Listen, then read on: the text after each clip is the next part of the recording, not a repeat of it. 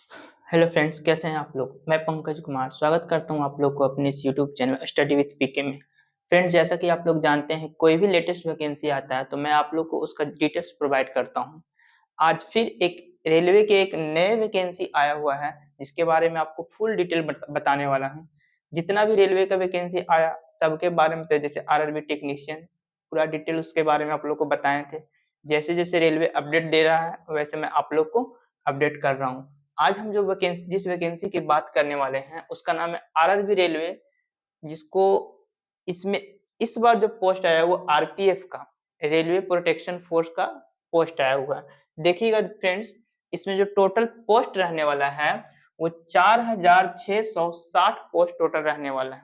ठीक है फ्रेंड्स, इसमें दो प्रकार के पोस्ट हैं।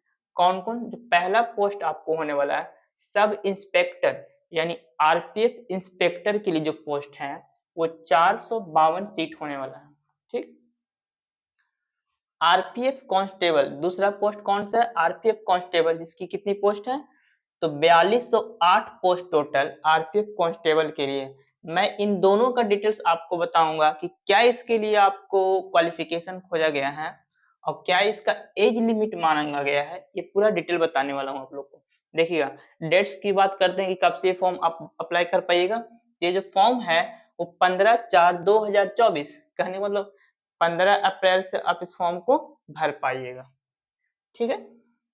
कब तक भरना है? तो 14/5/2024, यानी एक महीना आपको डेट दिया गया है इस फॉर्म को भरने के लिए। 15 मई तक, 14 मई तक इस फॉर्म को आप अप्लाई कर सकते हैं। देखिएगा, इसमें आपको करेक्शन डेट भी दिया गया। यदि आप फॉर्म भरते समय कुछ गलती करते हैं तो आप सुधार भी कर सकते हैं, पर जब आप फॉर्म भरते हैं तो आराम से भरिए, गलती कुछ नहीं करिए, क्योंकि गलती करने का भी करेक्शन के समय आपको फी लग जाएगा, इसलिए आप लोग गलती नहीं करिएगा। देखिए, करेक्शन डेट जो दिया गया है वो 15 से 24 मई तक आप इस फॉर्म को करेक्शन करवा सकते हैं। ठीक। आगे चलते हैं तो किस कैटेगरी के लिए कितना फी लग रहा है वो देखते हैं। तो यदि आप जनरल से हैं या ओबीसी से हैं, ईडब्ल्यू से हैं, तो आपको जो फी लगने वाला है वो 500 रुपया का फी लग रहा है। ठीक है फ्रेंड्स। एससी कैटेगरी वाले, एसटी और पीएच विकलांग वाले को 250 रुपये का फी लग रहा है। पर ये जो फी है ये रिफंडेबल है। रिफंडेबल कहने का मतलब, जैसे ही आप एग्जाम में फर्स्ट एग्जाम में आप बैठिएगा तो इसका पैसा जो है वो 390 रुपया आपको वापस आ जाएगा बाय अकाउंट। ठीक है फ्रेंड्स, यानी जो फी है 500 का अभी है, एग्जाम देने के बाद आपका फॉर्म का पैसा वापस हो जाएगा। ठीक है। देखिए, एज लिमिट की बात करते हैं कि एज क्या खोजा गया है। देखिएगा, तो आपका एज लिमिट जो खोजा गया, यदि आप कांस्टेबल के लिए अप्लाई करते हैं तो 18 से 28 साल का एज खोजा गया। देखिएगा फ्रेंड्स, एक बात ध्यान दीजिएगा, पहले का जो वैकेंसी था जो रेलवे का आया था उसमें 18 से 28 साल एज नहीं दिया जाता था, 18 से 25 साल दिया जाता था। पर जानते हैं कि कोरोना काल 3 साल आया तो उसके लिए क्या हुआ, 3 साल और आपका बढ़ गया है, यानी 25 से 28 कर दिया गया है। ठीक है। तो आप कांस्टेबल के लिए यदि अप्लाई करते हैं तो 18 साल आपका मिनिमम होना चाहिए और मैक्सिमम कितना होना चाहिए, 28 साल तक। ठीक है। यही आप आरपीएफ सब इंस्पेक्टर के लिए अप्लाई करते हैं तो आपका जो एज लिमिट खोजा गया है 20 से 28 साल खोजा गया है। मिनिमम एज कितना, 20 साल होना चाहिए, मैक्सिमम एज कितना होना चाहिए, 28 साल होना चाहिए, तब इस फॉर्म को आप अप्लाई कर पाइएगा। ठीक है फ्रेंड्स। देखिए, अब क्वालिफिकेशन की बात करते हैं तो क्वालिफिकेशन इसमें मात्र दो ही तरह का क्वालिफिकेशन खोजा गया, कोई एक्स्ट्रा डिग्री आपको नहीं लगने वाला है। यदि आप आरपीएफ कांस्टेबल के लिए अप्लाई करते हैं तो आरपीएफ कांस्टेबल के लिए जो खोजा गया है वो आप सिर्फ और सिर्फ 10th किए हुए रहिएगा ना, तब आप आरपीएफ कांस्टेबल अप्लाई कर पाइएगा। ठीक है। और यदि एसआई के लिए अप्लाई करते हैं तो आपके पास बैचलर डिग्री होना चाहिए। बैचलर डिग्री कहने का मतलब क्या, आप बीए या बीएससी या बीकॉम किसी भी कॉलेज से किए हुए हैं तो आप इस फॉर्म को अप्लाई कर सकते हैं। यानी 3 साल का बैचलर डिग्री का कोर्स खोजा गया है। ठीक है। देखिएगा, अब हम जो इसको बाद में हम बात करेंगे कि इसके लिए क्या आपका सिलेबस होने वाला है। ठीक है। पहले हम इसमें चलते हैं कि सैलरी क्या मिलने वाला है आपको। यदि आप कांस्टेबल बनते हैं तो आपको कितना सैलरी मिलेगा। या फिर एसआई बनते हैं तो आपको कितना सैलरी मिलेगा। तो कांस्टेबल यदि बनते हैं तो 21,700 रुपये ये आपका स्टार्टिंग पीरियड का सैलरी है, यानी कि मतलब पहले मंथ का सैलरी कितना है 21,700 रुपया। ये हमेशा इंक्रीज होते रहता है फ्रेंड्स, ठीक है। तो ये नहीं मानिए कि इतना ही सैलरी है, सैलरी आगे बढ़ता जाता है। इंस्पेक्टर की बात करते हैं तो 36,400 रुपया आपका सैलरी रहने वाला है। ये सैलरी फर्स्ट मंथ का है, आगे बढ़ते जाएगा, ठीक है। देखिए फिजिकल एलिजिबिलिटी कहते हैं, तो फिजिकल एलिजिबिलिटी यदि आप एसआई के लिए अप्लाई करते हैं तो समझिएगा इस यहाँ पर ध्यान से कि एसआई के लिए अप्लाई करते हैं तो क्या आपको फिजिकल एलिजिबिलिटी खोजा गया उसके बारे में देखते हैं। यदि आरपीएफ एसआई के लिए अप्लाई करते हैं तो आपका जो हाइट खोजा गया है वो 165 सेंटीमीटर खोजा गया है। हाइट ऊंचाई जो खोजा गया कितना 165 सेंटीमीटर। ये उन बच्चों के लिए है जो जनरल से हैं या ओबीसी से हैं, उनके लिए है, ठीक है। अब देखिएगा जो बच्चे एससी या एसटी से हैं तो उनका हाइट कितना खोजा गया है 160 सेंटीमीटर खोजा गया है, ठीक। दौड़ कितना लेता है इसमें, रनिंग कितना लेता है, तो 1600 मीटर का दौड़ लेगा फ्रेंड्स, ठीक है। ये 1600 मीटर का दौड़ लेगा, इसके लिए समय दिया गया है 6 मिनट 45 सेकंड का समय दिया गया है, ठीक है। देखिए ये जो दौड़ होता है 1600 मीटर का और जो समय दिया जाता है 6 मिनट 45 सेकंड का, आपको जितना कम समय में मारिएगा, जितना कम समय में 16 मीटर का दौड़ पूरा करिएगा उतना ज्यादा मार्क्स आपका जुटेगा, फिजिकल का भी मार्क्स जुटता है, ठीक है। लॉन्ग जंप की बात करें तो यदि आप एसआई के लिए अप्लाई करें तो 12 फीट का लॉन्ग जंप आपको लिया जाएगा। हाई जंप की बात करते हैं तो 3 फीट 9 इंच हाई जंप है। ये एसी कैटेगरी के लिए भी वही है सेम। लॉन्ग जंप कितना 12 फीट, ठीक है फ्रेंड्स। आगे देखिएगा फीमेल वाले को देखते हैं, जो महिला है उनके लिए क्या है वो देखिएगा।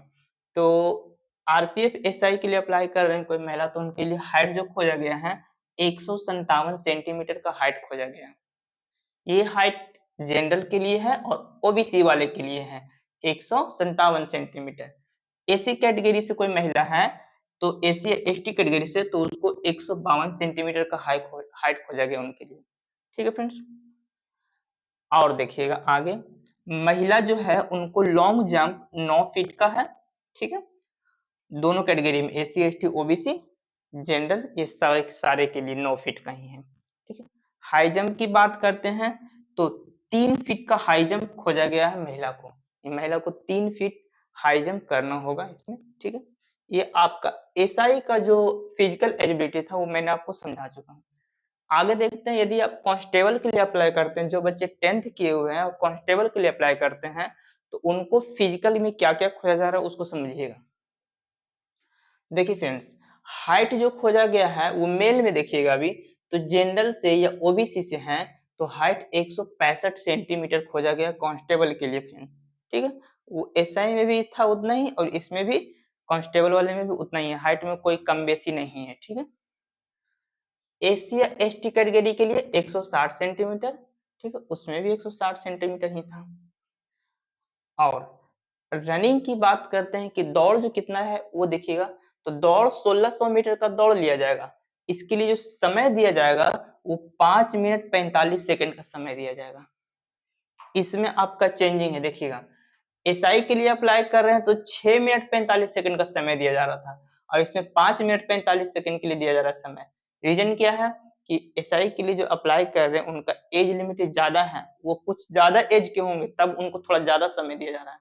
और कांस्टेबल वाले बच्चे क्या होंगे अभी यंग है तो उनको क्या कम समय दिया जा रहा है, 5 मिनट 45 सेकंड में आपको 1600 मीटर का दौड़ पूरा करना है, ठीक है फ्रेंड्स। आगे देखिए हाई जंप की बात करते हैं तो 14 फीट का हाई जंप है, ठीक। लॉन्ग जंप 4 फीट का। फीमेल कैटेगरी में देखिएगा फीमेल के लिए तो जनरल से है या ओबीसी से है तो 157 सेंटीमीटर का हाइट खोजा गया। एससी और एससी कैटेगरी के लिए 152 सेंटीमीटर फीमेल कैटेगरी के लिए फ्रेंड्स, ठीक है। और महिलाओं के लिए जो दौड़ है वो 800 मीटर का दौड़ होता है। ये 800 मीटर दौड़ के लिए उनको समय जो दिया जाता है 3 मिनट 45 सेकंड का समय दिया जाता है, ठीक है फ्रेंड्स। आगे देखिएगा हाई जंप महिलाओं को 9 फीट का है और लॉन्ग जंप जो है महिलाओं का वो 3 फीट का है फ्रेंड्स, ठीक है। देखिए फ्रेंड, इसका जो आपका क्वालिफिकेशन था फिजिकल एलिजिबिलिटी वो हम सारा बता चुके हैं।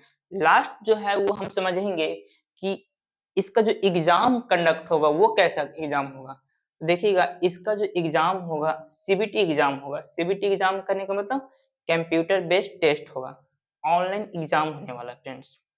मात्र एक एग्जाम देना है आपको इसको में, और फिजिकल होगा आपका। इसके बाद आपका डॉक्यूमेंट्स वेरिफिकेशन होगा, सिलेक्शन होगा फ्रेंड्स। इसमें ज़्यादा कुछ नहीं है। पहला आप एग्जाम दिए, फिर आपका फिजिकल होगा, फिर डॉक्यूमेंट्स वेरिफिकेशन होने वाला है फ्रेंड्स, ठीक है। तब देखते हैं कि क्या-क्या पढ़िए कि आपका पहला जो एग्जाम है प्री एग्जाम उसको आप क्वालिफाई कर जाइएगा, ठीक है। देखते हैं सिलेबस, तो सिलेबस जो है वो दोनों का सिलेबस सेम ही है। एसआई वाले बच्चों के लिए भी सेम है और इंस्पेक्टर कांस्टेबल वाले बच्चों के लिए भी सिलेबस सेम है। तो देखिएगा, जनरल अवेयरेंस से जो क्वेश्चन पूछा जाएगा वो 50 मार्क्स का क्वेश्चन रहेगा फ्रेंड्स। 50 क्वेश्चन रहने वाला है, 50 मार्क्स का। बहुत ज्यादा वेटेज आप मान सकते हैं जनरल अवेयरेंस का, क्योंकि 50 नंबर का है। आप मान सकते हैं ये बहुत बड़ा मार्क्स है, ठीक है फ्रेंड्स।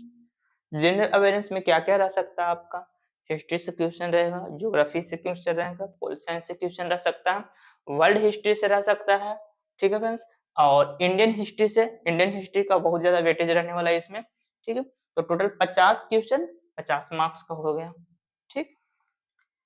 रीजनिंग जो रहने वाला है 35 क्वेश्चन रहेगा, 35 मार्क्स का रहेगा फ्रेंड्स, ठीक। अर्थमेटिक्स क्या है, 35 क्वेश्चन 35 मार्क्स का। टोटल जो नंबर ऑफ क्वेश्चन हो गए कितने, टोटल नंबर ऑफ क्वेश्चन जो हो गए 120 क्वेश्चन हो गए, और कितने मार्क्स का हो गए, तो 120 मार्क्स के हो गए फ्रेंड्स, ठीक। इसके लिए जो आपको समय दिया जाएगा वो 90 मिनट का समय दिया जाएगा। 1.5 घंटा आपको समय दिया जाएगा इस एग्जाम में क्वेश्चन को सॉल्व करने के लिए फ्रेंड्स। इसमें इंग्लिश से क्वेश्चन नहीं रहता है, आपको डरना नहीं है। इंग्लिश से क्वेश्चन रेलवे में किसी भी पोस्ट के लिए नहीं रहता है फ्रेंड्स, ठीक है।